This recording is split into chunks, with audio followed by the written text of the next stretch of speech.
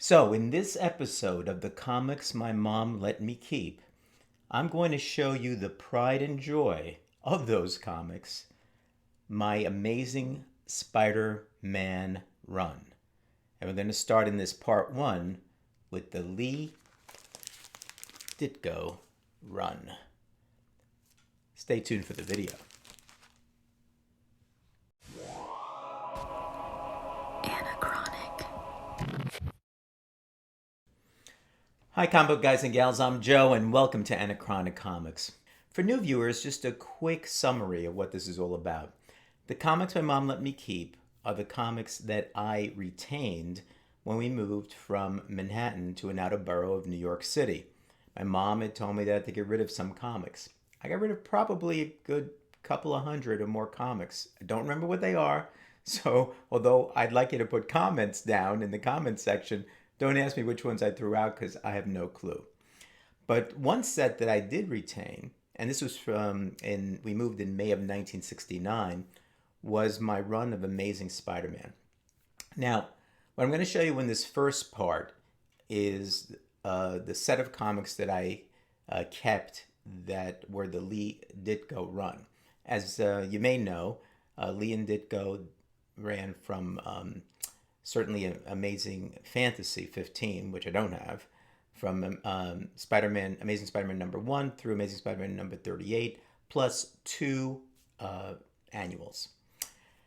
So we're not going to get into like who developed Spider-Man. There's a lot of stories about that, and that is a whole separate issue. But I do want you to stay tuned. It's going to show you something interesting at the end about Steve Ditko and Peter Parker.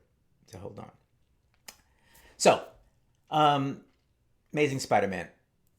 I was late to the game with Amazing Spider-Man. What I recall was that I got into Fantastic Four, the Avengers, the X-Men. So when I found out about Spider-Man, it was issue number 11. So I went hunting in the stores, the bookstores, the used bookstores, some of the newspaper stands. I started looking for the earlier comic books.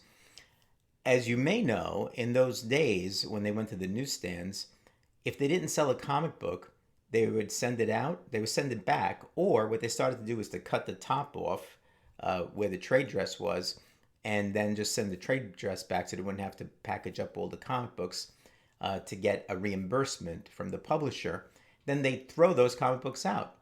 So it was really hard. I did find a couple, but I really couldn't find the numbers 1 to 10 and complete that whole section. All right, so let's start off. First one I have is Amazing Spider-Man number 5. So this is about a 3.5, I would say. It's in decent condition. As, again, people that have watched my channel know, we didn't really take care of our comics. Mine were thrown in a corner or stacked up in a bookcase underneath my window. We traded them with people. We sat on the stoop and read them and gave them to our friends to read. So I'm happy I have them, but they're not in great shape. This is one that I found in a used bookstore. And again, not in great shape because I'm sure that it was handled in the same way like I handled mine. The next one I found in a used bookstore was Spider-Man number 9, the first appearance of Electro. This one, again, you know, it's probably in a little bit of a better condition than that. But, you know, being an old comic, and again, nobody knew they would be worth anything. They really weren't taken care of that well. So another one I found, I might have bought this, but I think I found it was Spider-Man number 10, The Enforcers. So starting with the ones I actually bought when I saw what Spider-Man was about, and I said, hey, let me pick one of these up. It probably was one of my friends that said, hey, you should be reading Spider-Man. This one that I bought, I know I bought this one, was Spider-Man number 11, The Return of Dr. Octopus. Next up, Spider-Man number 12, Unmasked by Dr. Octopus. Next one I bought, Mysterio, Amazing Spider-Man number 13. Next one, Spider-Man number 14, Amazing Spider-Man number 14, The Green Goblin. And looks like the Hulk was a guest star. Next one, Amazing Spider-Man number 15, Kraven the Hunter.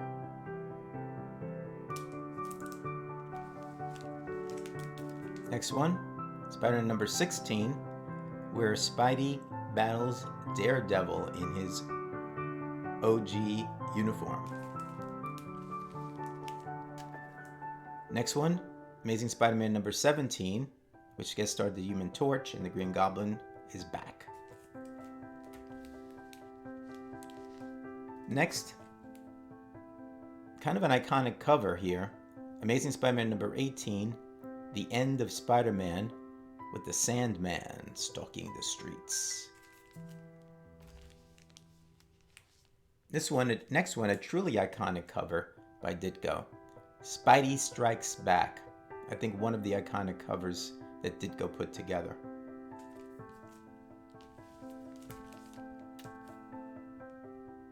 Next one, Amazing Spider-Man number 20. The Scorpion makes his appearance. Next one, number 21. The Human Torch and the Beetle. Not the Blue Beetle from DC, a good guy.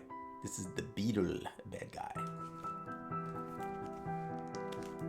Next one, I really like this cover because it has the Spidey sign, I guess, as opposed to or the Spidey signal, I guess. Amazing Spider-Man number 22.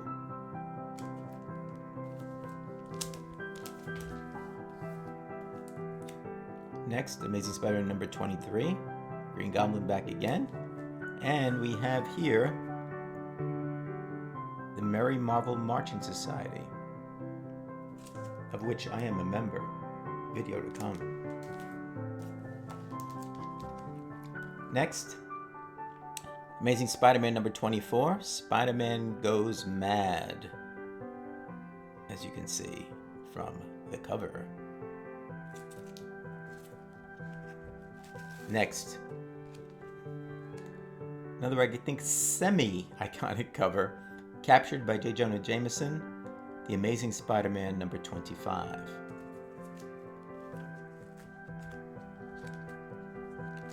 Next one, kind of a forgettable one, The Man in the Crime Master's Mask.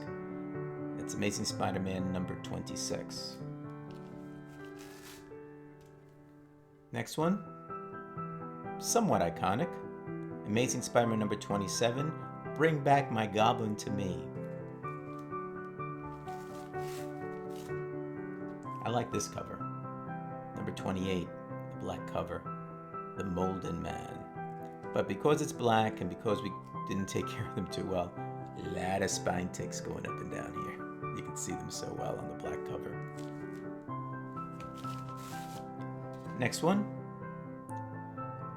Amazing Spider-Man number 29, Never Step on a Scorpion.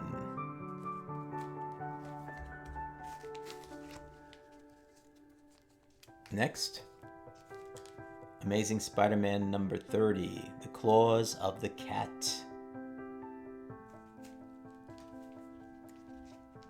Next one, number 31, iconic, I believe. Amazing Spider-Man number 31, If This Be My Destiny.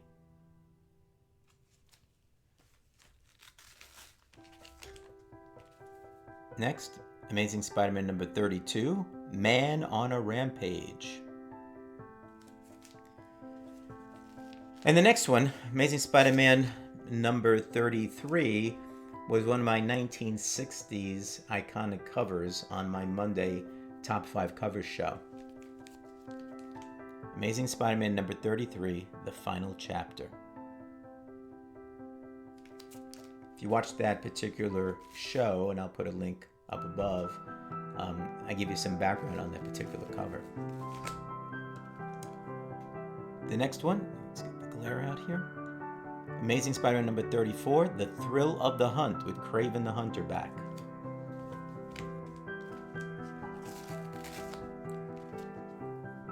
Amazing Spider-Man number 35, The Molden Man Regrets.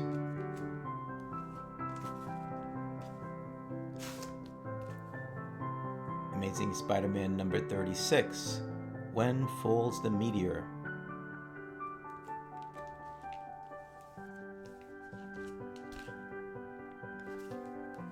Amazing Spider-Man number 37, Once Upon a Time, There Was a Robot.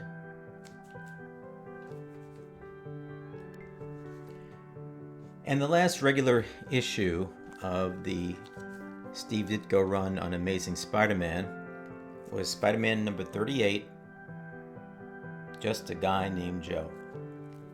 Right? So this has got to be one of my favorite covers just because of the name. Now there were also two annuals that Ditko worked on. The first is Amazing Spider-Man Annual number 1 from 1964.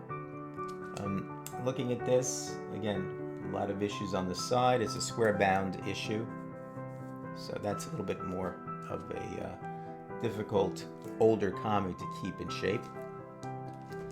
And Amazing Spider-Man Annual number 2, The Wondrous Worlds of Doctor Strange.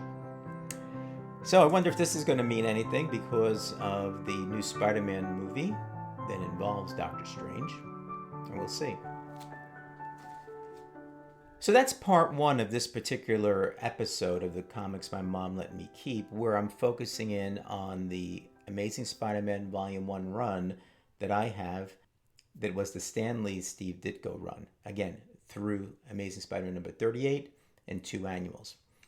Now, I promised you I would give you a little bit of a fact.